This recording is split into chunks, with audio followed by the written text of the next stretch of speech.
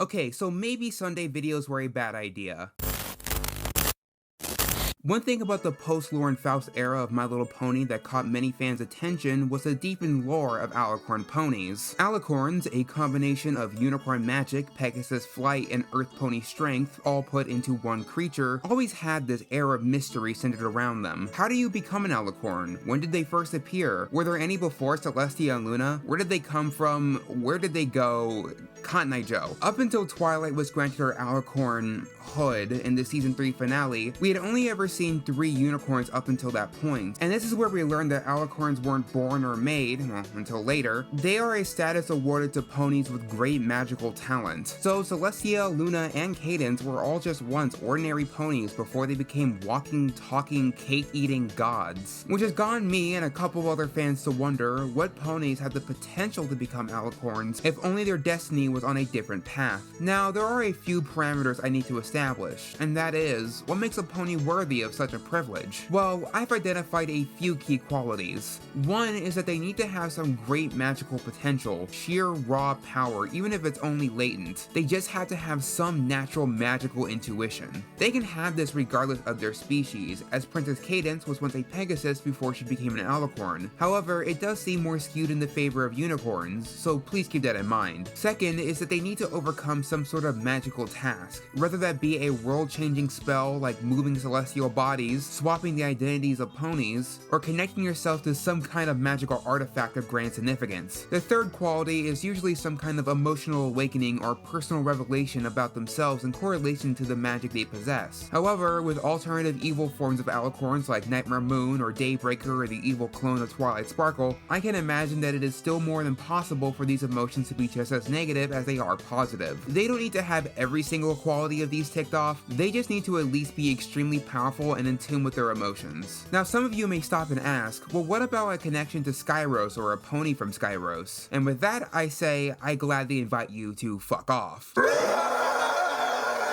G5 and Skyros are not in any way even remotely connected to G4, maybe in an alternative version of the 4th generation, but there are way too many inconsistencies, continuity issues, and blatant retcon from the original 9 seasons that I cannot consider it as a legitimate source. So with that being said, let's take a look at who could have had the potential of becoming the main character of My Little Pony. I mean, who could have become an Alicorn? I think the best place to start is by looking at the pseudo-Twilights. Sunset Shimmer was in a very similar position of Twilight, a close personal student of Celestia that she cared very deeply for, and she saw a lot of the same potential in her as she did Twilight. But her hunt for power forced Celestia to banish her to the worst thing imaginable, the American school system. Despite initially being billed as the main antagonist like most villains in My Little Pony, she was given a second chance, and surprisingly would take the reins and become the leading protagonist for the entire Equestria Girl series. We see her go on quite a redemption arc, as no one, not even herself, lets her forget about her mistakes. She carries this melancholic vibe to her, a guilt of air following her wherever she goes. Probably the peak of her redemption comes in the music video, My Past Is Not Today, which, while yes, I know is a short for Rainbow Rocks, the fact it wasn't in the actual film itself is a crime. This is the Sunset Shimmer song. This is her big moment, and one that I think would have really elevated the story of an already great film. But one detail that surprised everyone is that when she was channeling her equestrian magic, she sprouts a pair of fiery wings. This got a lot of people curious, as usually these equestrian forms reserve wings for just the Pegasi or Alicorns, so many wonder if this means Sunset Shimmer has proven herself worthy and has brought herself back on the path that she once shared with Twilight. Unfortunately, despite how cool this is, she remains a boring but very powerful unicorn, or I guess person in this context. I get why they avoided confronting this, as it would be a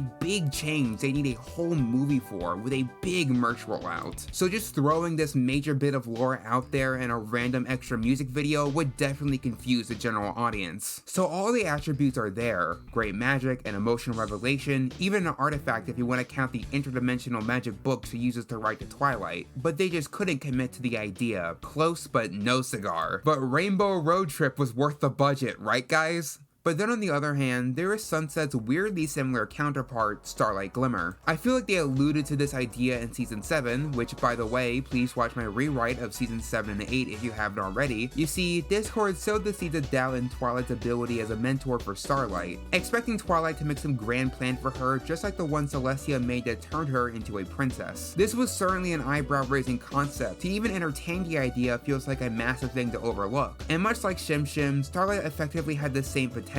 She's super powerful, arguably as powerful as an Alicorn, as well as with her redemption comes a pony that in some ways matches or even succeeds Twilight's own understanding of friendship and harmony. In many ways, she is already an Alicorn in everything except for the wings and extra height. But I think that even if they were to go down this route, I don't think she would have accepted the path Twilight made for her. I just think even if she wasn't meant to be a successor and more of a Luna to Twilight Celestia, I just don't think it's a life she wants to live. She's a pony who treats every creature as equal, and she wouldn't feel like it would be right if she was above them in some way. So while yes, I think being an Alicorn was within her cards, I think it wouldn't be the life Starlight Glimmer would have strived for. But if there was one pony that I struggle to wrap my head around as to why they aren't an Alicorn, it's Star Swirl. He basically wrote every book on magic, performing some of the most complicated spells with ease. His skills were so grand that he was the teacher of both Celestia and Luna. If we were to go on the most reliable source on the internet for crazy shit fictional characters have done, the Versus Battle Wiki, some of his powers include portal creation, transmutation, life manipulation, time manipulation, Gandalf the Grey and Gandalf the White in Monty Python and the Holy Grail's Black Knight. So why, oh why, is this hydrogen bomb a character not an Alicorn? Well, there are two reasons. The first reason is pretty obvious. He's very rigid in terms of his personality and emotions. He's a very logical and facts-based pony, and seems to struggle with things like empathy or forgiveness. In short, he is a hard ass, somebody who is more smart than he is wise. And so he doesn't have a lot of the passion and emotional drive that would earn him the status of being an Alicorn, even if he has done heroic things. To him, it is all very matter of fact, a necessity of his function rather than the compassion he has for other ponies. It's pretty tragic all things considered, but as much as I want that to be true, these are all just theories, and there is likely a far more realistic reason that a lot of you guys aren't going to like. Star Swirl is probably only a unicorn